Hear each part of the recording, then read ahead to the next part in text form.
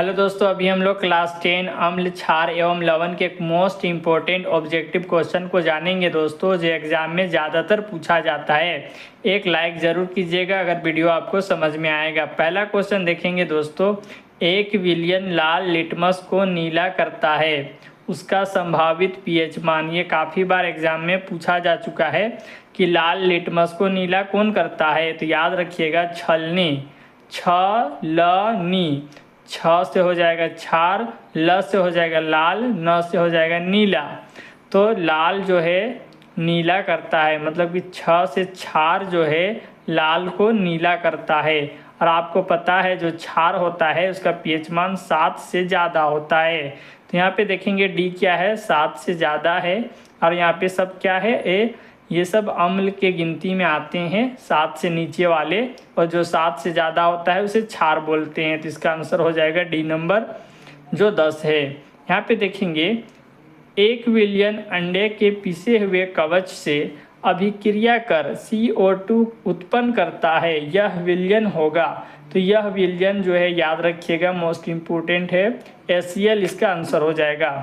यहाँ पे देखेंगे अपच के उपचार के लिए किसका उपयोग करते हैं। तो ये क्वेश्चन काफ़ी इम्पोर्टेंट है, इसका आंसर हो जाएगा बी नंबर एंटासिड। इसका सही आंसर हो जाएगा दोस्तों, याद रखिएगा। यहाँ पे देखेंगे पेट में गैस हो जाने पर आप कौन सा उपचार सुझाएंगे। तो यहाँ का जो उपचार है दोस्तों ये हो जाएगा बेकिंग सोडा का विलयन। इसका सही आंसर हो जाएगा कौन, बेकिंग सोडा का विलयन। इसका सही आंसर हो जाएगा सी नंबर। जल में घुलनशील क्षारक क्या कहलाता है। तो सभी का पता है घुलनशील क्षारक क्या कहलाता है, क्षार कहलाता है। निम्न में क्षारक विलयन का पीएच है। जो क्षार होता है दोस्तों मैंने आपको बताया था, क्षार जो है 7 से ज़्यादा रहता है। तो यहाँ पे 7 से ज़्यादा देखेंगे ये हो जाएगा क्षार। और लवण जो है मतलब कि उदासीन 7 हो जाएगा, और अम्ल जो है 7 से नीचे, तो ये हो जाएगा अम्ल, ये भी हो जाएगा अम्ल। और यहाँ पे क्षारक पूछा है तो क्षारक 7 से ज़्यादा को बोलेंगे, तो डी नंबर इसका सही आंसर है। हम पे देखेंगे अम्ल विलयन का पीएच मान होता है, अम्ल विलयन का पीएच मान जो है 7 से कम होता है। उदासीन विलयन का पीएच मान होता है, तो उदासीन विलयन का पीएच मान क्या बोले थे, 7 हो जाएगा।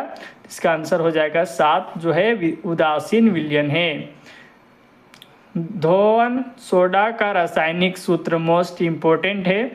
धोने का सोडा का सूत्र पूछा है, तो धोने का सोडा का जो सूत्र होता है वो होता है, याद कर लीजिएगा, Na2CO3 10 मोलकुल वाटर। इसको याद रखिएगा, Na2CO3 10 मोलकुल वाटर जो है धोने का सोडा का सूत्र है। अब यहाँ पे विरंजक चूर्ण का सूत्र पूछा है, मोस्ट इम्पोर्टेंट है। विरंजक चूर्ण का रासायनिक सूत्र है, तो विरंजक चूर्ण का रासायनिक सूत्र होता है CaOCl2। ये हो जाएगा इसका आंसर। बेकिंग सोडा का सूत्र भी पूछता है एग्जाम में, काफ़ी इंपॉर्टेंट क्वेश्चन है। बेकिंग सोडा का रासायनिक सूत्र है, बेकिंग सोडा का रासायनिक सूत्र है दोस्तों NaHCO3, याद रखिएगा। जिप्सम का रासायनिक सूत्र मोस्ट इम्पोर्टेंट, जिप्सम का रासायनिक सूत्र भी आपको एग्जाम में पूछ देगा, तो ये आप ही बता दीजिएगा, याद कर लीजिए। CaSO4 2 मोलकुल वाटर, याद रखिएगा CaSO4 2 मोलकुल वाटर जो है जिप्सम का रासायनिक सूत्र है। बेकिंग सोडा एवं टार्ट्रिक अम्ल का मिश्रण कहलाता है, तो वह कहलाता क्या है, बेकिंग पाउडर कहलाता है, याद रखिएगा। कौन लवण है, तो लवण कौन है, NaCl क्या है, एक लवण है। ध्यान से देखिएगा, मोस्ट इम्पोर्टेंट क्वेश्चन है दोस्तों, इस चैप्टर का मोस्ट इम्पोर्टेंट। निम्नलिखित में कौन अम्ल रहता है। संतरा में कौन सा अम्ल रहता है, इमली में, दही में, खट्टा दूध में, नींबू में, अंगूर में। जो एग्जाम में ये क्वेश्चन पूछा जाता है, ध्यान से देखिएगा।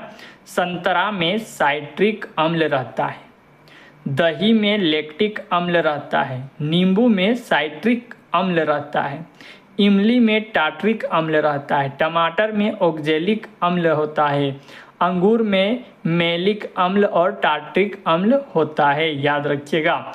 और ये जो है क्वेश्चन है, जो लाल चींटी के डंक में कौन सा अम्ल होता है, ये क्वेश्चन मोस्ट इम्पोर्टेंट भी है। तो इसका आंसर हो जाएगा मेथोनोइक अम्ल होता है चींटी के डंक में। अब यहाँ पे देखेंगे दोस्तों कि एक पूछा है लैक्टिक अम्ल, तो आपको इस तरीके से भी क्वेश्चन पूछ दे कि यहाँ पे बोला है संतरा, तो संतरा की जगह में क्या बोल दिया, मतलब कि पहले क्वेश्चन बोल देगा कि लैक्टिक अम्ल कौन सा में होगा, तो आपको दही जवाब देना है। तो इसी तरीके से ये क्वेश्चन है, संतरा की जगह में या फिर दही की जगह में क्या, मतलब कि यहाँ पे पहले पूछ दिया है कि लैक्टिक अम्ल किस में होता है, तो दूध में। मेथोनोइक अम्ल किस में होता है, तो चींटी का डंक में, आपको याद होना चाहिए। टार्ट्रिक अम्ल इमली में। ये सब कुछ क्वेश्चन है, अगर आप चाहें तो मैं आगे भी पढ़ा सकता हूँ।